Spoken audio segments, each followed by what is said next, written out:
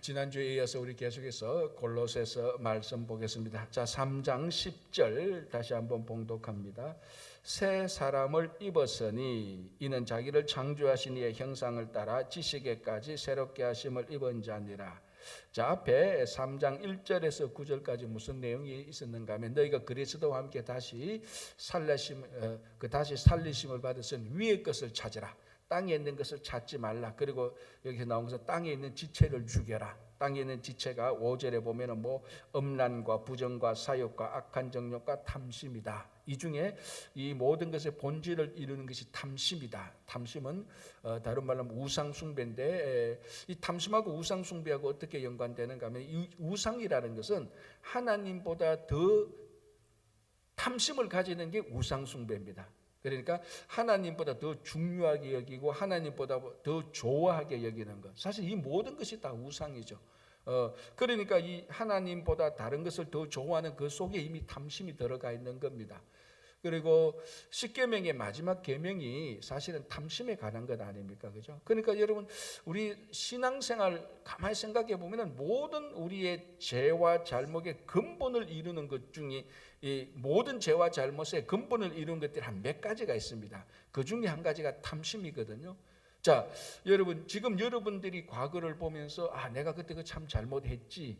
그리고 어떤 사람들이 어떤 사건을 보면서 그래, 그때 그 사건을 보면 그런 사람들이 참 잘못을 했어 라고 말하는데, 그 내가 잘못한 것이나 어떤 사건이나 잘못된 사건들의 모든 원인을 파악해 보면은 탐심이 안 들어가 있는 잘못이 없습니다. 다 탐심이 들어가 있습니다. 그래서 특별히 땅에 있는 지체를 죽여라고 말할 때 강조하고 있는 게 탐심입니다. 그죠?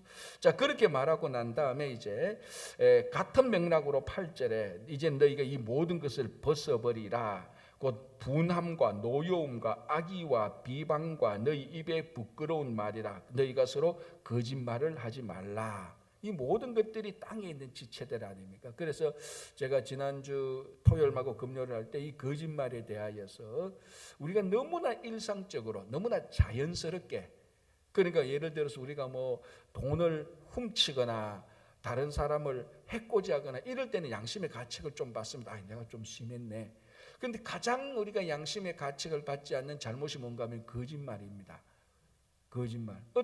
그래서 제 대학교 때 별명이 있었습니다. 제 대학교 때 친구 별명이 있었는데 그 별명이 뭔가 하면은 11조입니다. 11조. 왜 11조인지 알겠죠? 10분의 1만 믿으면 됩니다. 그 사람 말했는 거. 그래서 별명으로 11조라고 하는데, 그리고 이게 어릴 때 자연스럽게 그 가정의 문화에서 그런 게 자라온 것 같아요. 얘기를 쭉 해보면은. 얘기가, 거짓말이 자연스럽게 나오는 거예요. 자연스럽게. 그리고 자기도 그게 양심의 가책인지 그런 게 없는 사람이 특별히 있어요. 근데 이 성경에서는 이 거짓말이라는 것이 특별히 우리 또 미국 사회가 그 미국 사회 자체가 이 거짓말을 하는 것을 굉장히 중요하게 여기는 겁니다. 엄중하게 보는 거죠. 그런데 한국 사회는 사실은 이 거짓말 하는 것을 미국 사회만큼 덜 중요하게 여기는 겁니다. 좀 극단적인 좀 예를 들자면은 한국 사회는 남녀 간의 불륜이나 이걸 거짓말보다 훨씬 더 중요하게 여기는 겁니다. 그런데 미국 사회는 남녀 간의 불륜을, 극단적인 예입니다. 이거는 프라이빗 개인 사생활로 많이 치부하고 거짓말은 굉장히 중요하게 여기는 겁니다. 그렇다고 남녀 불륜이 잘 됐다, 그 문제 없다, 그런 게 절대로 아니고, 이렇게 무게의 비중을 든다면은 이 미국 사회는 거짓말을 굉장히 중요하게 보는 거예요. 저는 그 전통이 이 기독교 국가를 어쨌거나 우리가 지난 200년 동안 미국의 그 청교도의 영향이나 기독교의 영향이 심히 많았지 않습니까? 그에 대해서 바탕이 이룬 겁니다. 자, 이렇게 볼 때 이 앞에서 땅에 있는 지체를 죽이고 땅에 있는 것을 죽이라, 전부 다 우리 육신에 관련된 나쁜 이런 것들이죠. 이런 것들을 사도 바울이 설명하고 그에 대해서 대책을 내놔야 되지 않습니까? 그냥 땅에 것을 다 없애다, 나쁘다, 그게 아니고 이제는 그 대책이 나오는 게 10절입니다. 새 사람을 입었으니. 우리는 그리스도와 함께 죽었고, 그래서 이제는 그리스도와 함께 다시 살리심을 받았으니 우리가 새로운 사람이 되었으니 새 사람을 입었으니. 자, 그리고 이렇게 말합니다. 새 사람을 입었으니 이는 자기를 창조하신 이의 형상을 따라. 자, 그러면은 성경이 말하는 새로운 사람은 뭐냐? 지금까지 인류가 한 번도 경험하지 못했던 지금까지 완전 창조적인 새로운 인물, 뭐 요즘 말로 하면은 인공지능이 만들어내는 그런 새로운 인물들, 지금까지 한 번도 경험해보지 못하고 상상하지 못하고 본 적도 없는 새로운 사람, 이런 사람이 새 사람인가? 성경은요, 새롭다라고 말을 할 때는 가장 원래대로 돌아가는 게 새로운 겁니다. 자, 여기서 뭐라고 말하는 건, 새 사람을 입었으니 이는 자기를 창조하신 이의 형상을 따라.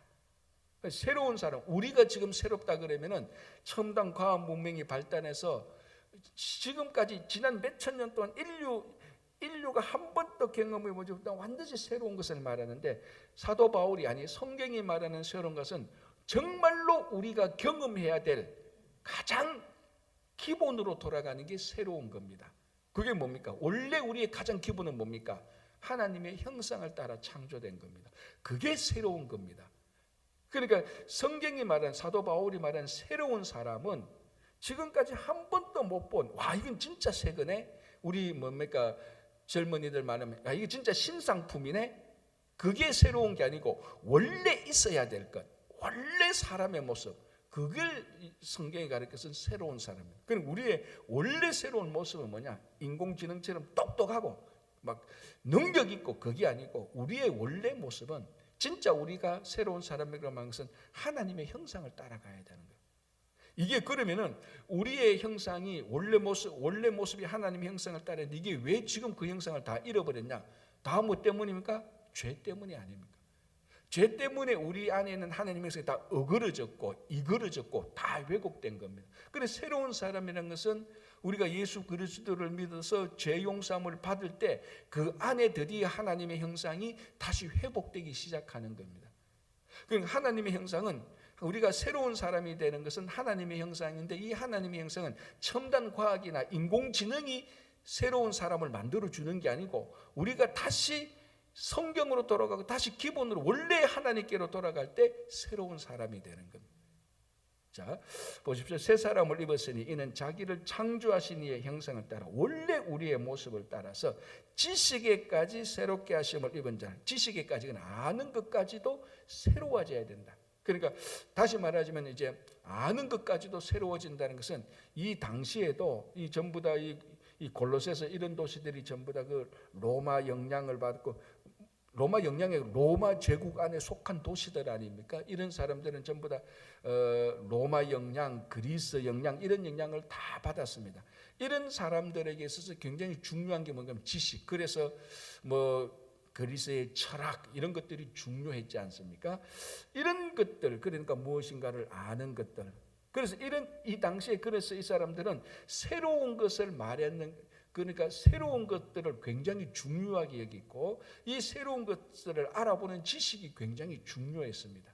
자, 그래서 바울이 지식에까지 새롭게 하심을 입은 자는, 그리고 지식에까지 새롭게 하심을 입어라. 우리가 아는 것에서조차도 새롭게 되는 것을 영향을 받아라. 그런데 여기서 뭡니까? 뭔가 모르게 우리가 지금 아까 했던 말처럼 뭔가 모르게 다른 사람이 말하지 않았는 것, 그 새로운 것을 들어보는 것, 야 이게 새롭다, 그게 아니고 원래 우리가 들어야 될 것, 원래 우리 지식 속에 가지고 있어야 될 것, 그게 뭡니까? 하나님의 모습입니다.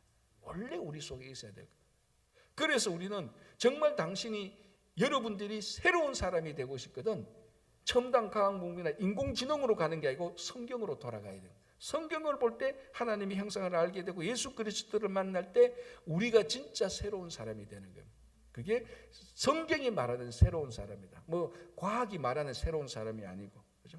자, 그럼 이제 또 11절, 12절부터 쭉 보면은 새로운 사람들은, 그러면 원래 하나님의 형상을 닮은 사람들은 어떤 사람인가 또 나오죠. 이제 그 11절에 거기에는 즉 뭐냐면은 새로운 사람에게는, 하나님의 형상에게는 헬라인이나 유대인이나 할레파나 무할레파나 야만이나 서구디아인이나 종이나 자유나 차별이 있을 수 없다.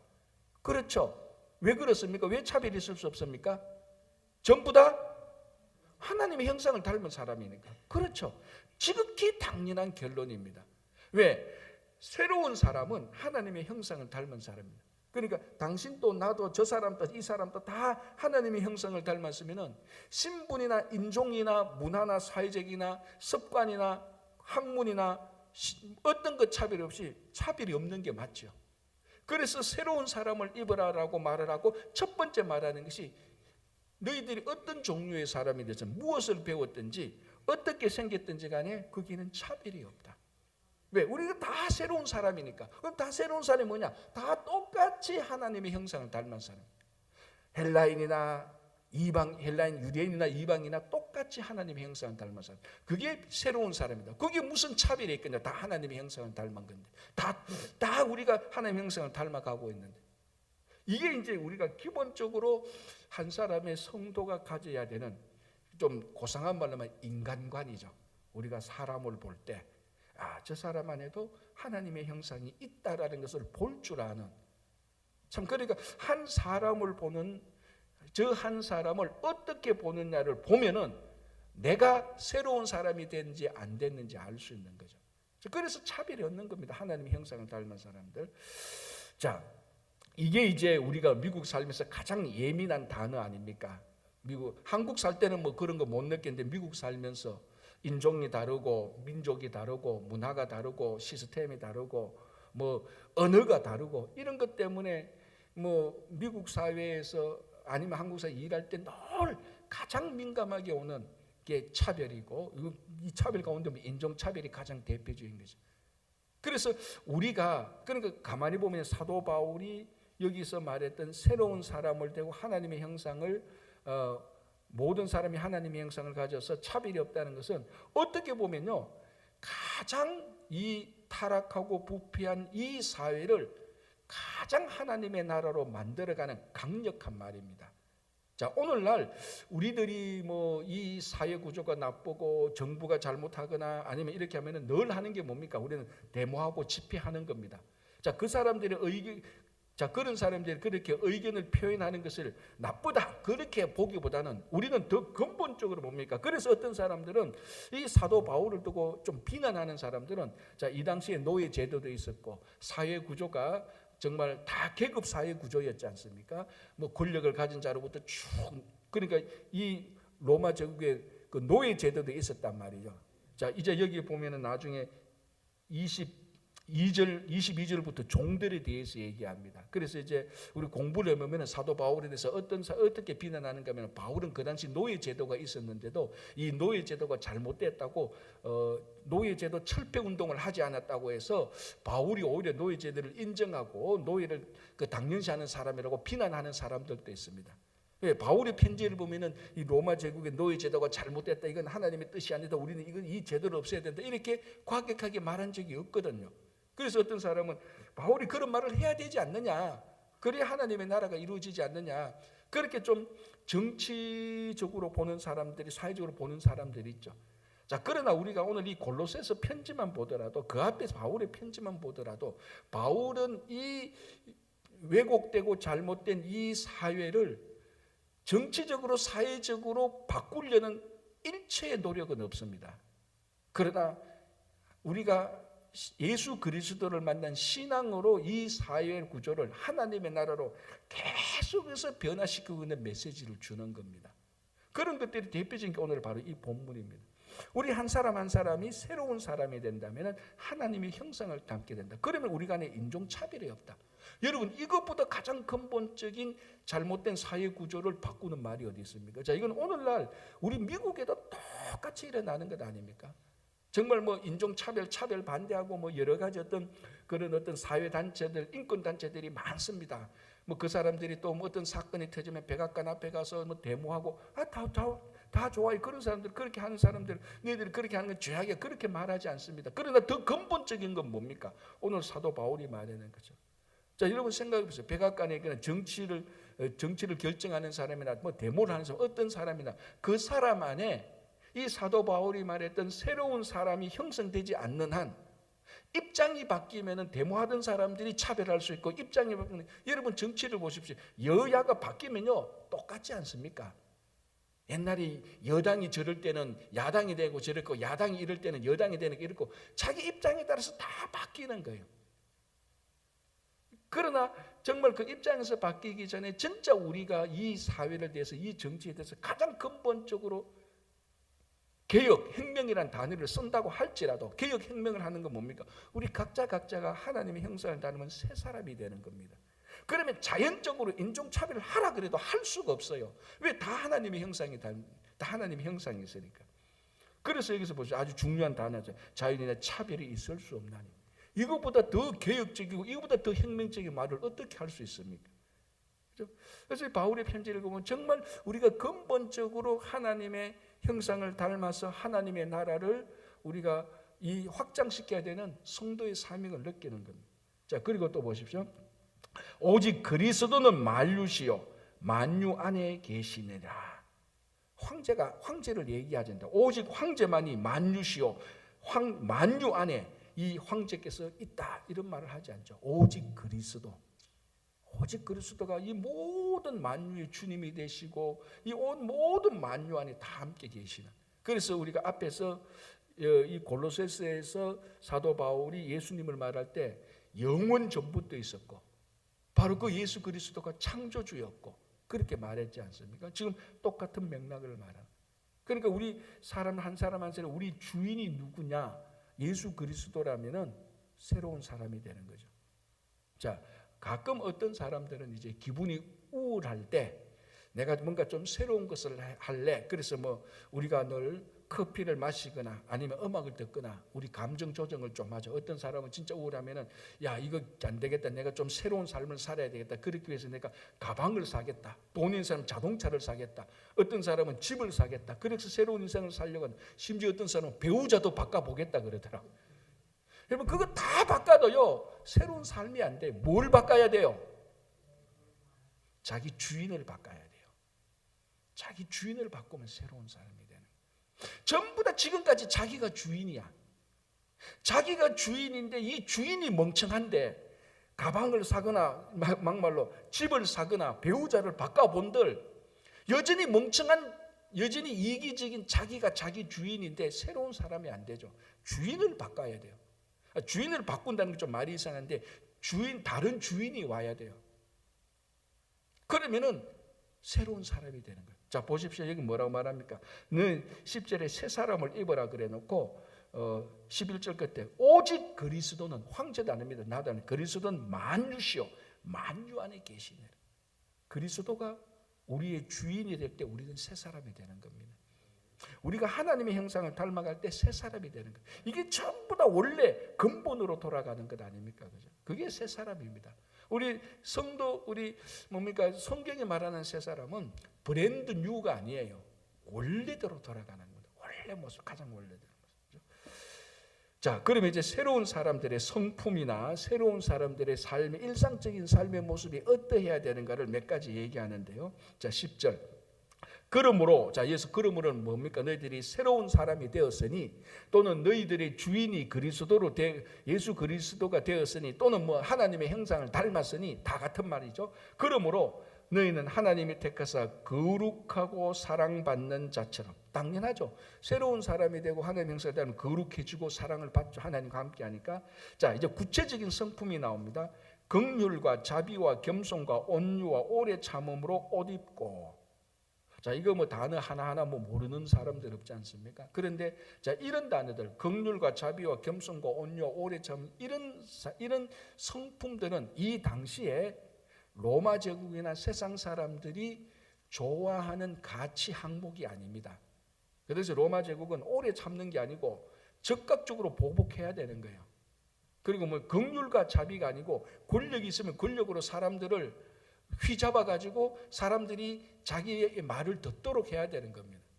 그리고 겸손과 온유, 천만에 겸손이 어디 있습니까? 자기 과시를 하고 자기 권력과 물질을 세상에서 드러내서 자기 존재를 드러내는 게 로마 제국의 목적입니다. 그 사람들의 가치관이에요. 그러니까 여기서 지금 말하고 있는 긍휼과 자비와 겸손과 온유, 오래 참음, 이 모든 것들은 그 당시에 세상 사람들이 중요하게 여기지 않은, 오히려 더 무시한 그런 가치들입니다.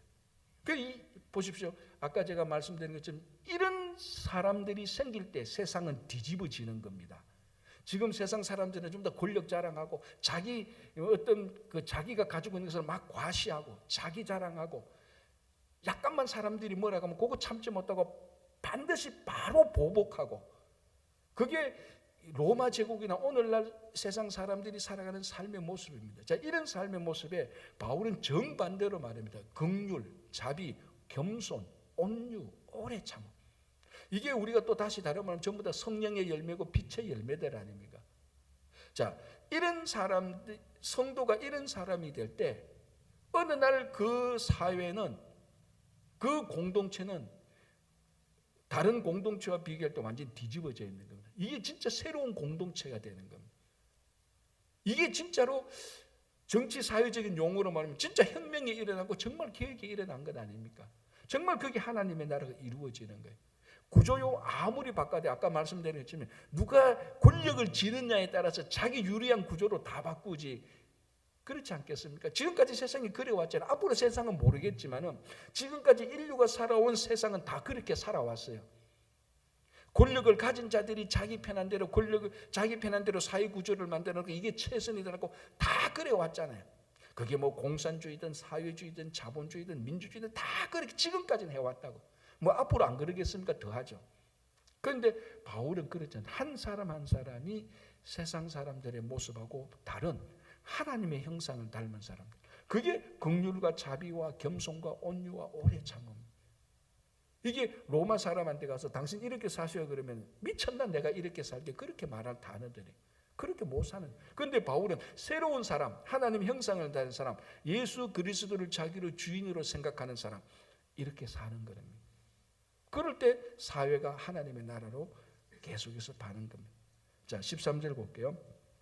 누가 누구에게 불만이 있거든 서로 용납하여 피차 용서하되. 자, 우리는 이 말씀을 너무나 쉽게 듣습니다. 그러나 여러분 2000년 전으로 다시 돌아간다고 생각해 보세요. 누가 누구에게 불만이 있거든 어떻게 해야 됩니까? 2000년 전 로마로 가면요. 자, 그러면 이게 2000년 전 너무 오래 갔으니까 미국 초기 서부 개척 시대를 한번 봅시다. 여러분 우리 뭐 드라마나 이런 것도 많이 보고 우리 공부도 많이 했지 않습니까? 미국 초기 개척 시대에 누가 누구에게 불만이 있거든 어떻게 해야 됩니까? 오케이 목장으로 가야지요. 결투회가 이겨야 되지 않습니까? 내가 당신에게 불만이 있으면 너 나하고 결투하자, 싸우자. 네가 이기면 네가 정이고 내가 이기면 내가 정이야. 로마 제국도 똑같습니다. 누가 누구에게 불만이 있거든 네가 먼저 그 불만을 토로하고 싸워서 이겨라. 먼저 보복해라. 그게 그 사람들의 가치예요. 그래서 로마 제국이 다른 사람들을 많이 정복한 거예요. 다 그렇게 산. 그런데 바울은 뭐라고 하면 누가 누구에게 불만이 있거든 서로 용납하고 피차 용서하라. 이거는 그 당시 로마 제국의 어떤 현자들도 어떤 지혜자들도 사람들에게 가르치는 항목이 덕목이 아니었어요. 그리스도 안에 신앙만 이렇게 말하는 거예요. 예수 그리스도 하나님, 즉 하나님의 말씀, 사도 바울을 통한 하나님의 말씀이 이렇게 말해요. 여러분 오늘도 우리 똑같지 않나요? 누가 누구에게 불만이 있건 하나님 서로 용서하기 위해서 그 기도하기 전에 화부터 내잖아요. 화부터 내고 내 편 누군가 딱딱 가지고 자기 편한테 은근히 또는 직접적으로 전화가 만나서 다 불만 토로하고 그 사람을 완전히 왕따시키려고 그렇게 작업하는 게 오늘날 사회 아닙니까? 직장생활에서 다 그렇게 하지 않습니까? 목사님이 뭐 직장생활 안 해보고 어떻게 하냐 그렇게 말한다면 할 말이 없죠. 똑같지 않습니까? 그런데 교회 공동체도 이런 일이 생기는 경우가 허다하죠. 누가 누구에게 불만이 있거든 서로 용서하고 그러니까 자, 그 다음에 보죠. 서로라는 말이죠. 서로 용서하고 피차 용서하되. 피차 복수하고 피차 싸우고 그게 피차 당을 마련하고 그게 아니고 이게 새로운 사람이고 하나님의 형상을 닮은 사람. 자, 그리고 서로 용서하고 피차 용서하되 이 서로라는 말과 피차라는 말은 최소한 2명 이상이 모인 사람들에게 해당되는 말이죠. 그죠? 그러니까 이 말 속에 벌써 우리 성도들의 공동체 내용이 들어가 있는 겁니다. 그래서 제가 늘 말씀드리지만 우리 기독교 신앙은 개인적인 신앙이기도 하면서 반드시 공동체 신앙이 같이 들어가야 됩니다. 개인 신앙은 뭡니까? 하나님께서 내게 자유를 주셨고 죄와 사망에서 나를 건져주셨고 하나님과 나와의 1:1 관계에서 자유와 평화를 누리고 기쁨을 누리는 그리고 구원의 삶을 사는 그런 개인적인 삶이 우리 신앙의 가장 기초가 되는 겁니다. 그러나 여기서만 머물면 안 되죠. 뭐 해야 됩니까? 기본적으로 교회 공동체를 가는데 왜? 우리가 믿고 있는 그리스도, 이 예수 그리스도가 교회의 머리니까, 그리고 이 교회는 그리스도의 몸이니까, 그래서 우리가 개인적으로 예수 그리스도를 고백하고 믿었다면, 구원을 받은 확신에 있다면 반드시 서로 또는 피차라는 이 공동체에 들어가서 함께 서로 살아야 되는 거예요. 여기서 또 더 성숙함이 일어나는 거죠. 자, 혼자 신앙생활 하는 데는 성숙함은 그렇게 중요하지 않습니다. 자기 혼자 하면 되니까. 그러나 두 사람, 세 사람이 있을 때는 이제 거기서부터는 진짜 그 신앙의 성숙함이 드러나기 시작하는 겁니다. 아니면은 안 드러나거나 이제 성숙이 중요한 것이죠. 사람들이 함께 모였을 때. 그래서 바울이 서로 용서하고 피차 용서하되, 이 교회 공동체의 본질인 얘기가 또 안에 들어가 있는 겁니다. 자, 그런데 이 용서를 하는데 보십시오. 주께서 너희를 용서하신 것 같이 너희도 그러하고. 그냥 기분 좋아가지고 오늘은 감정이 좋으니까, 오늘 날씨가 좋으니까 전화해가지고 야, 네 용서한다 이래놓고 그 다음날 또 우울해지면은 괜히 용서했다 뭐 그런 생각이 아니고, 주께서 우리를 용서하듯이. 예수님께서 우리를 용서 어떻게 했습니까? 우리 너무 잘 아는 십자가에서 자기가 우리 죄를 다 짊어지고 죽기까지 우리를 용서하신 것입니다. 자, 여러분, 이런 권면을 받고 이런 삶을 사는 사람들이 모인 공동체라면은, 그죠? 우리 3장 10절에서 13절까지만 봐도 이런 사람들이 모인 공동체라면은, 이런 공동체에서 여기가 너희들이 행명을 해야 된다, 계획을 해야 된다, 그런 말은 일체 필요 없습니다. 모든 게 다 자동적으로 되는 겁니다. 그러니까 쉽게 말하면은, 우리는 이 사회를 행명이나 계획이나 해서 이 사회를 업사이드 다운하기 이전에 우리 스스로 한 사람 한 사람이 그리스도인이 된다면 자연적으로 행명을 해서 이상적으로 행명을 해서 이루는 그 사회가 자동적으로 도달하는 겁니다. 그거보다 더 근본적으로 하나님의 나라가 되는 거죠. 우리 한 사람 한 사람에게도 그렇게 되는 겁니다. 그죠? 자, 14절 보겠습니다. 이 모든 것 위에 사랑을 더하라. 이는 온전하게 매는 띠니라. 자, 이 앞에서 긍휼도 얘기했고 겸손, 온유 다 이렇게 얘기했는데, 그래도 이 마지막 위에 사랑을 탁 올려놓아라. 그래야 이 모든 새로운 사람이 온전하게 된다라는 겁니다. 그러니까 화룡점정 같은 것이죠. 용을 다 그렸는데 이 화룡점정이 없으니까 용이 날지를 못하는 것처럼 점 하나 딱 찍는데 이 점이 바로 사랑의 점이죠. 사랑하라는 겁니다. 우리가 성경에서 사랑해야 된다, 안 해야 된다, 이거는 일체일고의 가치가 없지 않습니까? 우리가 공기를 마시면서 살고 있듯이 성도는 사랑 가운데서 살아야 되는 겁니다. 이게 너무 많이 말을 하니까 오히려 더 사람들이 너무 자극 없이 듣는 것 같아요. 우리는 서로 사랑하는 것, 이게 가장 중요한 것이죠. 그죠? 자, 15절 보겠습니다. 그리스도의 평강이 너희 마음을 주장하게 하라.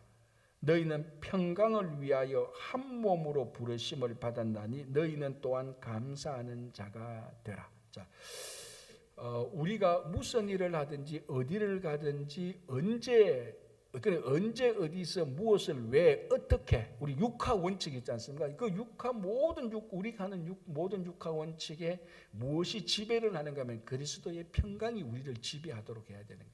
자, 이것을 뒤집어서 어떻게 말을 하는가 하면, 그리스도의 평강이 너희 마음을 주장하게 하라. 이 말을 같은 맥락으로 너희는 평강을 위해 부르심을 받았다라고 말합니다. 우리가 앞에서도 얘기했습니다. 예수 그리스도의 십자가에 달려 돌아가심으로 화목을 이루었으니 너희는 화목하는 자가 되라. 같은 말이죠. 화목하게 되게 하는 것하고 평강을 이루는 게 아니고, 물론 단어하고 구체적인 내용은 다르지만 크게 보면은 평강을 이루는 사람이 화목하게 하는 것이고 화목하게 하는 사람이 평강을 이루는 것입니다. 그래서 저는 이제 목회자가 되니까 사람을 볼 때 판단한다기보다는 이 사람이 가치가 어디 있느냐에, 한 사람의 가치를 둘 때 중요하게 보는 항목들이 있지 않습니까?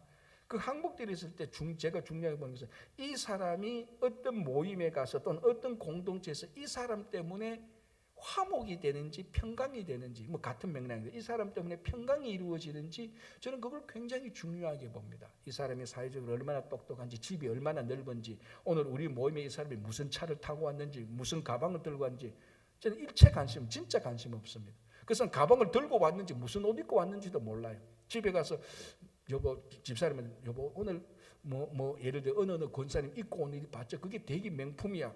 무슨 옷 입고 왔는지 모르겠어요. 하나는 알아요. 옷 벗고 오지 않은, 누더러 오지 않고 옷 입고 왔다는 사실은 알아요. 관심 없어요. 무슨 차를 타고 왔든지 관심 없습니다. 그러나 그 사람이 그 모임에서 이런 말을 하고 이런 의견을 낼 때 저 의견과 저 말이 이 모임과 또는 이 모임이 속한 공동체에 화목을 주는 것인지 깨는 것인지, 자기를 드러내는 것이 다른 사람을 세운지, 거기에 저의 촉이 있죠. 아, 저 사람이 저를 말하는 거, 저거는 가만히 들어보면 저거는 자기를 드러내는 건데 저러면은 나중에 저렇게 결정되면은 이 모임이 더 이상 지속하기 어려울 건데, 저는 거기 관심이 있죠. 이 사람이 말할 때는 우리가 몰랐던 이런 얘기는, 그러면 이 공동체가 되고 이 모임이 되겠구나. 그 사람이 어떤 모임과 공동체에서 평강을 위해서 말하는 것인지, 평강을 위해서 일하는 것인지, 아니면 뭔가 모르게 자꾸 이기주의로 끌고 가서 분열을 만드는지. 리더는요, 뭐 좋든 싫든 리더는 거기에 본능적으로 촉이 다 가요. 본능적으로 저 사람이 이 평강을 위해서 일하는 사람인지, 자기를 위해서 일하는 사람. 자기를 위해서 일하는 사람은 주로 평강 관심 없습니다. 자기만 좋으면 되니까. 자, 오늘 예수님께서 하나님께서 바울을 통해서 뭐합니까? 너희는 평강을 위하여 한 몸으로 부르심을 받았다. 이 한 몸이란 말이 뭡니까? 예수 그리스도의 몸이 하나요. 자, 앞에서 말하죠. 세례도 하나요, 그리스도 하나요, 주도 하나요. 전부 다 하나다. 그런데 우리 고린도 교회처럼 너희들 뭐 이파 저파로 왜 나누어지냐, 왜 당파가 나누어지냐.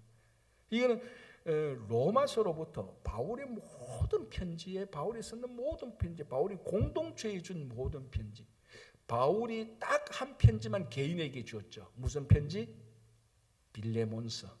빌레몬서만 개인에게 준 편지지 나머지는 전부 다 공동체에게 준 편지입니다. 여러분, 바울이 준 공동체에 준 편지 로마서로부터 쭉 한번 읽어보십시오. 이 공동체를 위해서 하나 되고 연합되고 화목되고 평강되는 말이 기본적으로 쫙 깔려 있습니다. 그래서 오늘 또 그리스도의 평강이 너희 마음을 주장하게 하라. 뒤집으면은 너희가 평강을 위해 부르심을 받았다. 자, 우리가 예수 그리스도를 믿고 구원받은 것의 목적이 뭐냐면 평강이라는 겁니다. 내 말과 내 생각과 내 행동이 평강을 가져오는지, 샬롬을 가져오는지, 샬롬을 깨는 것인지 늘 점검해야 됩니다. 내가 이 말을 해서 샬롬을 깨는 말이라면 안 해야 돼요. 그건 성도가 해야 되는 겁니다. 자기 하고 싶은 말, 자기 하고 싶은 말, 자기 하고 싶은 일 다 하는 게 성도는 아니에요. 우리는 샬롬을 위해서 할 말을 해야 되고, 샬롬을 위해서 하면은 안 될 말을 안 해야 되는 거예요. 그게 우리가 부르심을 받은 목적이죠. 자, 또한 감사하는 자가 되라. 자, 이건 그 다음에 맥락하고 같죠. 16절에 그리스도의 말씀이 너희 속에 풍성히 거하며, 제가 얘기했죠. 우리 사도행전부터 우리 기독교는 배우는 종교입니다. 다른 말로 하면 가르치고 배우는 종교입니다. 왜? 우리는 그리스도를 배우고, 우리는 먼저 그리스도를 배운 사람이 그리스도를 가르치는 거예요. 우리는 다른 종교처럼 아무 배우는 것 없이 마음이 득도하고 뭐 어떤 마음이 가는 대로 하는 그런 종교가 아니에요. 우리는 반드시 하나님이 어떤 분인가 배우는, 그래서 구약에도 보면은 율법을 준 겁니다. 법을 준 거예요. 그 법이 뭔가를 보고 배우고 배운 대로 살아가도록 하는 게 구약도 신약도 똑같습니다. 그래서 제가 몇 번 얘기했지만 사도행전 2장의 초대교회, 초기 교회가 막 부흥하고 정말 교회의 모습을 갈 때 4가지 모습이 있어요. 그 중에 하나가 뭡니까? 서로 가르치고 배우는 모습이었습니다. 자, 여기도 보십시오. 그리스도의 말씀이 너희 속에 풍성히 거하며, 말씀이 있어야 뭐 가르치고 배우죠. 그리스도의 말씀이 너희 속에 풍성히 거하며 모든 지혜로 피차 가르치며 권면하고. 그러니까 가르치고 권면이 무엇으로 이루어지는가? 말씀이 안에 있어야 돼요. 어떤 사람은 이제 교회도 보면은 가끔 이제 주로 새 신자예요. 새 가족이에요. 이제 교회를 와서 아직 말씀이 뭔지 모르니까. 그래서 가끔 이제 옆에서 보면 교회에 대해서 이렇게 얘기하는데 어떨 때는 제가 조마조마할 때가 있어요. 저거는 교회에서 저런 말 하는 거 아닌데, 한인 단체에서 저런 말 하는데, 딱 보면은 이제 이분은 뭔가 하면은 아직 새 가족이니까. 왜냐하면 그리스도의 말씀이 자기 안에 없어요. 그러니까 말을 막 하는데 어떨 때는 이게 중간에 끼어가 아니라고 말하면 또 상처받을 것 같고, 옆에서 조마조마할 때가 가끔 있어요. 이유는 딱 하나입니다. 그 사람 안에 아직 그리스도의 말씀이 없으니 가르치거나 권면할 수가 없어요, 교회에서는. 그래서 교회에서 진짜 가르치고 권면할 수 있는 사람은 그 안에 말씀이 있는 자예요. 세상적으로 똑똑한 게 아니고. 그 안에 그 안에 말씀이 없는데 자꾸 가르치고 권면하면 그 공동체는 이상한 데로 가는 겁니다. 그래서 아까 말씀드린 것처럼 우리 기독교는, 교회는 가르치고 배우는 겁니다. 뭘? 말씀을 가르치고 배우는 거예요. 그죠? 그래서 바울이 그리스도의 말씀이 너희 속에 풍성히 거하여 모든 지혜로 피차 가르치며 권면하고 시와 찬송과 신령한 노래를 부르면, 자 여기도 좀 시와 찬송과 신령한 노래입니다. 우리 다시 말하면 찬양이죠. 그러니까 말씀과 찬양을 지금 얘기하고 있거든요. 말씀을 하고 찬양을 한다. 그런데 어떨 때는 이게 찬양의 포커스는 하나님입니다. 모든 찬양의 포커스는 하나님이죠. 자기 감정 정하나 자기 기분 좋아라고 찬양하는 것은 아닙니다. 그러나 하나님을 찬양하면 기분이 좋아지, 은혜를 받아서 기분이 좋아하고 감정이 정화되죠.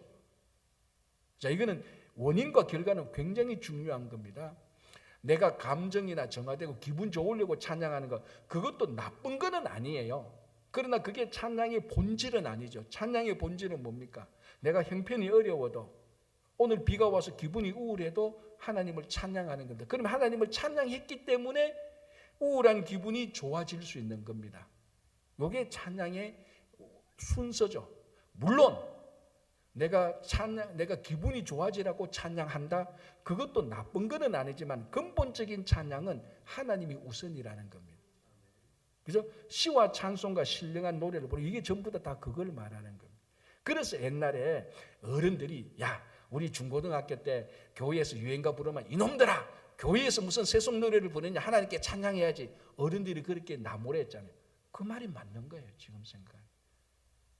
그죠? 그런데 중요한 것은 그래서 그 유스 그룹 어린애들이 자기들 좋아하는 부르는 거, 그걸 죄악시 한다기보다는 아직 모르니까 그렇게 가르치는 거지만, 우리 근본적으로는 뭡니까? 우리는 근본적으로 찬양을 하는 사람들입니다. 그죠? 신령한 노래를 부르면 감사하는 마음으로 하나님을 찬양하고, 또 찬양할 때 감사하는 마음으로 찬양하고, 17절 또 무엇을 하든지 말에나 이래나 다 주 예수의 이름 말하고 그를 힘입어 하나님께 감사하라. 무엇을 하든지 말에나 이래나 다 주 예수의 이름으로 하라. 오늘 하루도 여러분들이 육하온 즉 어디서 무엇을 어떻게 왜 하는지, 이 모든 일이 주 예수의 이름으로 한다면 거기에는 하나님의 큰 은혜가 함께 있을 것입니다.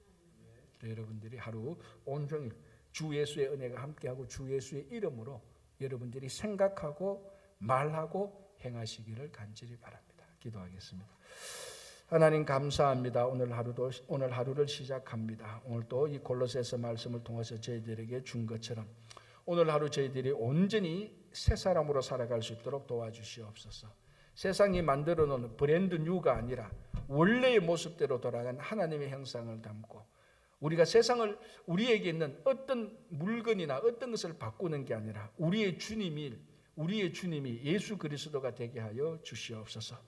아버지 하나님, 또 저희들 지난 부흥회 동안 받은 은혜를 헛되이 낭비하지 아니하고 받은 은혜대로 잘 실천하며 살아갈 수 있도록 도와주시고, 6월 둘째 주에는 야외 예배와 그리고 또한 아마존 선교위에도 주님께서 큰 은혜를 베풀어 주셔서 이런 사역들을 통해서 교회가 더 하나님 보시기에 합당한 공동체가 되고 이 세상에 하나님의 나라가 많이 이루어질 수 있도록 도와주시옵소서. 우리 자녀들, 교회 어르신들 늘 건강 가운데, 지혜 가운데, 믿음 가운데 주님께서 꼭 붙들어 주시고, 오늘 또 가정과 일터에 주님의 큰 은혜가 함께할 것을 믿으며 예수님 이름으로 기도합니다. 아멘.